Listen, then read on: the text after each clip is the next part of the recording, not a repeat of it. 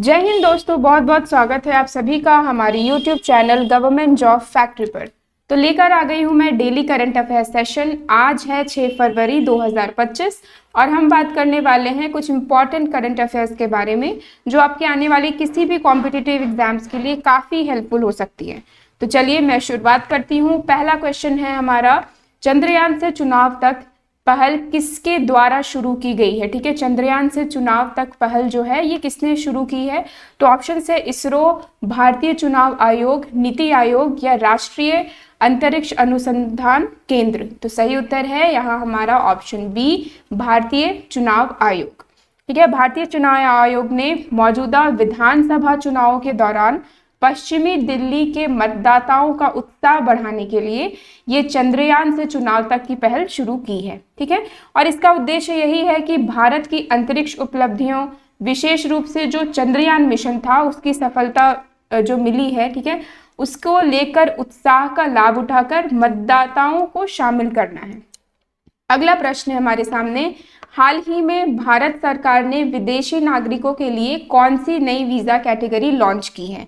Option है आगमन visa, Bharat दर्शन visa, Bharat गौरव visa या आयुष वीजा। तो सही उत्तर है यहाँ ऑप्शन डी, आयुष वीजा। ठीक है, अब भारत सरकार ने आयुर्वेद, योग, प्राकृतिक चिकित्सा, यूनानी, सिद्ध और होम्योपैथी सहित भारतीय चिकित्सा प्रणालियों के तहत इलाज चाहने वाले जितने भी विदेशी नागरिक होंगे, ठीक है, उनके लिए एक विशेष रूप से ये वीज़ा डिज़ाइन की गई है। ठीक है, शुरू की गई है इसे। इसका उद्देश्य यही है कि चिकित्सा मूल्य यात्रा को सुविधाजनक बनाना और पारंपरिक चिकित्सा पद्धतियों के लिए भारत को वैश्विक गंतव्य के रूप में बढ़ावा देना होगा। अगला प्रश्न है हमारे सामने, हाल ही में डोगरी में साहित्य अकादमी पुरस्कार 2024 से किसे सम्मानित किया गया। ठीक है, साहित्य अकादमी पुरस्कार 2024।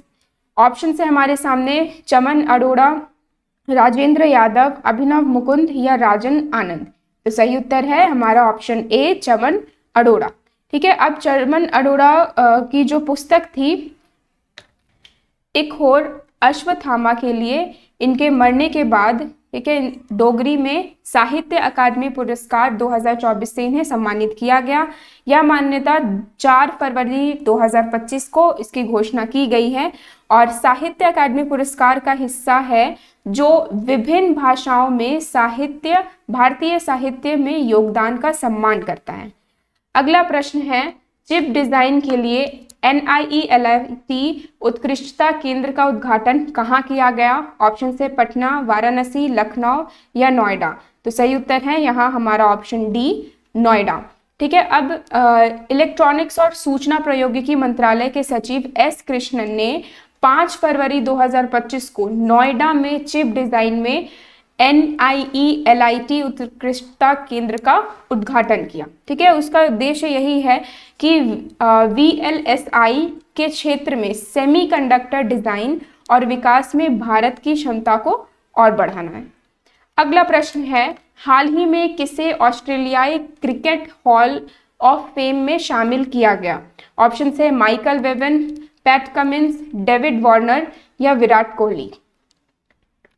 तो सही उत्तर है हमारा यहाँ ऑप्शन ए, माइकल वेवन। ठीक है, अब ऑस्ट्रेलियाई क्रिकेट के महान वनडे बल्लेबाज माइकल वेवन को हाल ही में ऑस्ट्रेलियाई क्रिकेट हॉल ऑफ फेम में शामिल किया गया और ये पूरे क्रिकेटर वेवन अब इस प्रतिष्ठित क्लब के 66 सदस्य बन गए हैं।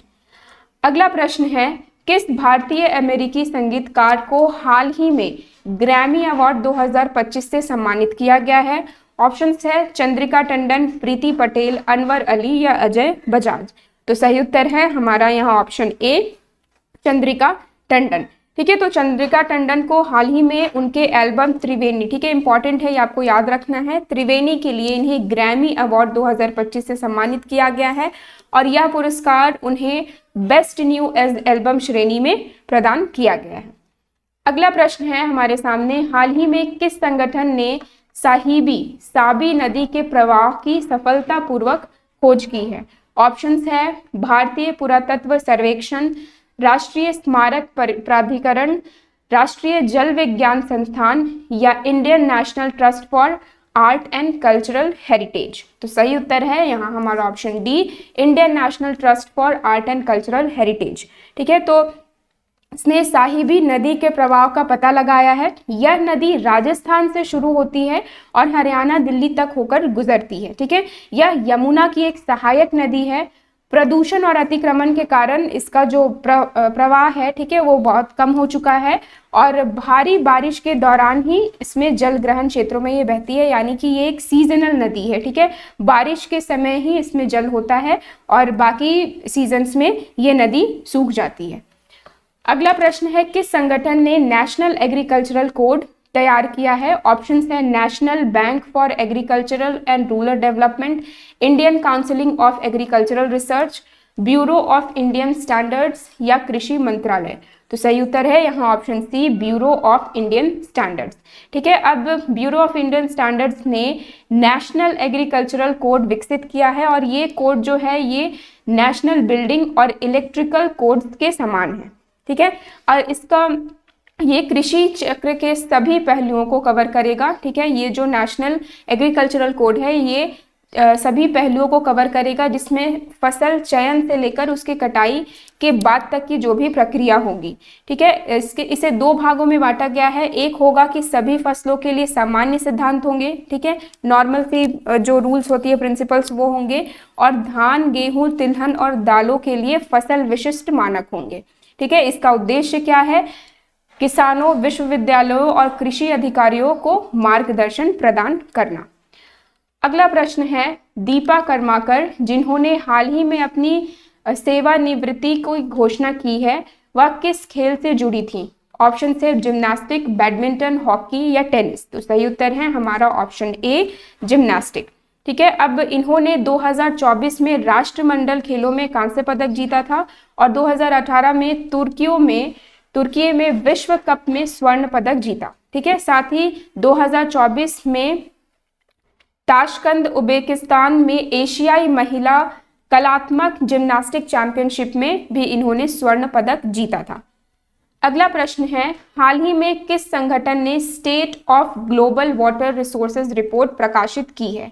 तो ऑप्शंस है संयुक्त राष्ट्र विकास कार्यक्रम, विश्व मौसम विज्ञान संगठन, अंतर्राष्ट्रीय मुद्रा कोष या विश्व बैंक। तो सही उत्तर है यहाँ पे ऑप्शन बी, विश्व मौसम विज्ञान संगठन। ठीक है, अब ये जो state of global water resources report ये जारी की गई है, इसके अकॉर्डिंग इसने ये एक रिपोर्ट दिया है कि 2023 जो है वो पिछले 3 दशकों में वैश्विक नदियों के लिए सबसे शुष्क वर्ष था।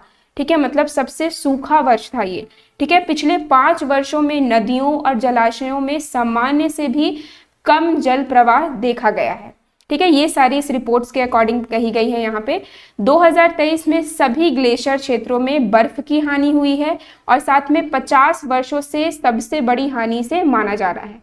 ठीक है, वैश्विक स्तर पर 600 गीगाटन से अधिक पानी खो गया है और 3.6 अरब लोगों को पर्याप्त जल की पहुंच नहीं है। ठीक है, और यह संख्या 2025 में लगभग 5 अरब से अधिक होने की संभावना है। ठीक है, तो यहाँ पे जल के पानी के विषय में यहाँ पे चर्चा की गई है, ये state of global water resources report के अकॉर्डिंग, और ये काफ़ी चिंता का विषय है क्योंकि पानी की कमी होते जा रही है, ग्लेशियर्स मेल्ट होते जा रहे हैं और साथ में जितने भी नदी थे, बड़े नदी तालाब थे, वो उनमें जल कम होता जा रहा है। तो आज के लिए बस इतना ही। कल फिर मैं लेकर आऊँगी डेली करंट अफेयर सेशन। तो अगर आपको ये वीडियो पसंद आई हो तो आप इसे लाइक करें और सब्सक्राइब करें हमारे चैनल गवर्नमेंट जॉब फैक्ट्री को।